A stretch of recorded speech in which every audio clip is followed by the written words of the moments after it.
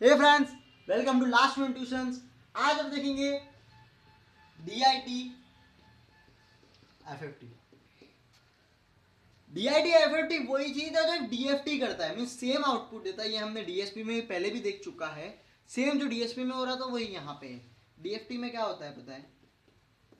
अगर n into N अपनी matrix है ना, तो उसको कितने ऑपरेशन चाहिए, यानी n² ऑपरेशन करने पड़ेंगे, यानी बहुत सारे ऑपरेशन करने पड़ेंगे। तो एक बंदा बोलता है यार ये इतने सारे मेरे से नहीं होंगे, मेरे को इमेज ट्रांसफॉर्म तो करनी है, इमेज को अच्छा बनाना, लेकिन इतने ऑपरेशन मैं नहीं करने वाला।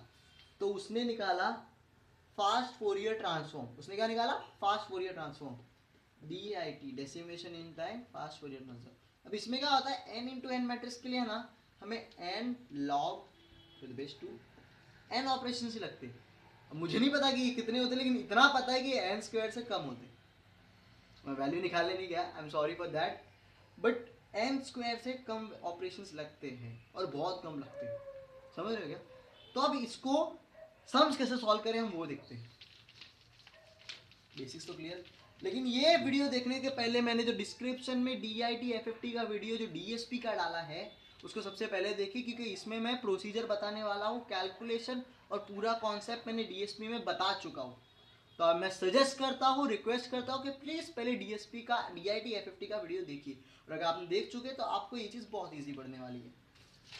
समझो ये मेरा गिवन मैट्रिक्स है, इसको यहाँ लिखता हूँ कि सम बहुत बड़ा होने वाला है।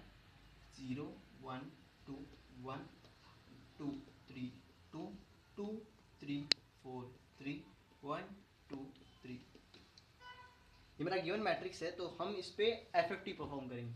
अब FFT तो आपको पता है, हम बटरफ्लाई परफॉर्म करते हैं। ये लाइन मैंने बनाई, यहाँ पे छोटी बटरफ्लाई, यहाँ पे एक लाइन छोड़ के, एक लाइन छोड़ के, एक लाइन छोड़ के, एक लाइन छोड़ के, जो इन दोनों के बीच में जो गैप्स है x के बीच में, उसमें क्या आएगा? -1 -1 -1। अब यहाँ W2⁻0 होता है, जिसकी वैल्यू 1 है, तो मैं कुछ लिखूंगा ही नहीं, फिर भी आपको ये लिख लेता हूँ। इसी तरह से W2⁻0। अब W4⁻0 होता है जिसकी वैल्यू 1 होती है, और W4⁻1 होता है जिसकी वैल्यू होती है -j। तो यहाँ मैं अपने इनपुट डालूंगा। अब इनपुट आप सोचोगे लाइन से नहीं डालता, मैं उसको स्वैप करता हूँ, उसको पहले इवन और ऑड में स्वैप करता हूँ, इसी तरह से डालता हूँ। कैसे डालता हूँ मैं बताऊंगा। और x3, ठीक है, और यहाँ मुझे आउटपुट मिलेंगे, वो लाइन से मिलेंगे, x0 x1 x2 और x3। ठीक है, ये मेरे क्या करेगा, ये स्पेशल डोमेन को फ्रीक्वेंसी डोमेन में कन्वर्ट करेगा, लेकिन कम ऑपरेशंस में। तो अब हमें क्या करना है, प्लीज शॉक मत होना, अब हमें क्या करना है, पहले इसको कन्वर्ट करना है, फिर सेकंड रो को कन्वर्ट करना है, फिर थर्ड रो को कन्वर्ट करना है, फोर्थ रो को कन्वर्ट करना है। समझ रहे हो क्या? अब इसके लिए बार बार ये बनाने की जरूरत नहीं है। उसके लिए क्या करना है, मैं पहले ये लिखता हूँ। सबसे पहले तो फॉर रो 1, तो पहले तो लिख दो x0 यानी पहली पोजीशन रो की। हमारा रो 1 का सिग्नल क्या है? 0 1 2 1, ये सिग्नल है, तो उसकी पहली पोजीशन 0। फिर एक लिखिए x2 यानी 0 1 2, ये वाली पोजीशन। फिर x1 यानी 1, और x3 यानी 1। अब स्टेज 1 यहाँ पे क्या है, समझो स्टेज 1 है मेरा ये, इसका जो आउटपुट होगा ABCD। तो स्टेज 1 में A का आउटपुट, B का, C का, D का। अब हमें पता है ये दोनों यहाँ प्लस होंगे, यहाँ माइनस होंगे। अपने दिमाग में इसको अज्यूम कर लो कि ये प्लस ये यहाँ आता है, तो 0 + 2 क्या होगा? 2। उसी तरह से 0 - 2 क्या होगा? -2। 1 + 1 क्या होगा? 2। 1 - 1 क्या होगा? 0। अब स्टेज 2 में क्या होगा? स्टेज 2 में क्या करते हैं हम, x0 डायरेक्ट आउटपुट लिखेंगे, x1 x2 और x3। ये कैपिटल X है, इसमें क्या करेंगे A + C, और यहाँ क्या होगा A - C। यहाँ पे B + D × J, उसी तरह से B - D × J। अब J मल्टीप्लाई हमेशा होता है, ये एक्चुअली तो -J मल्टीप्लाई होता है, उन्होंने J लिखा है, -J मल्टीप्लाई होता है क्योंकि इसकी वैल्यू -J है। अगर आप मेरा DSP का वीडियो देखोगे तो आपको ज़्यादा क्लियर समझेगा, मैं आपको यहाँ पे प्रोसेस बता रहा हूँ। समझ रहे? तो मैं आप करते हैं। 2 + 2 A + C क्या हो गया? 4। 2 माइनस 2 a माइनस सी 0 -2 यानी b प्लस dj, ये तो वैल्यू 0 ही है तो उसको कुछ करने की जरूरत है, -2। उसी तरह से b माइनस dj, d 0 तो उससे कुछ भी मल्टीप्लाई होगा तो क्या होगा 0, तो ये -2। ये हो गया रो 1 के लिए। उसी तरह से रो 2 का निकालो, रो 3 का निकालो, रो 4 का निकालो, समझ रहे हो? लेकिन बार बार ये बनाने की जरूरत नहीं है। तो जब आप एक बार सब रो की वैल्यू निकाल दोगे तो आपको कुछ ऐसी वैल्यू मिलेगी। अब जो रो का आउटपुट आ रहा है उसको भी रो वाइज ही लिखना है, समझ रहे हो क्या?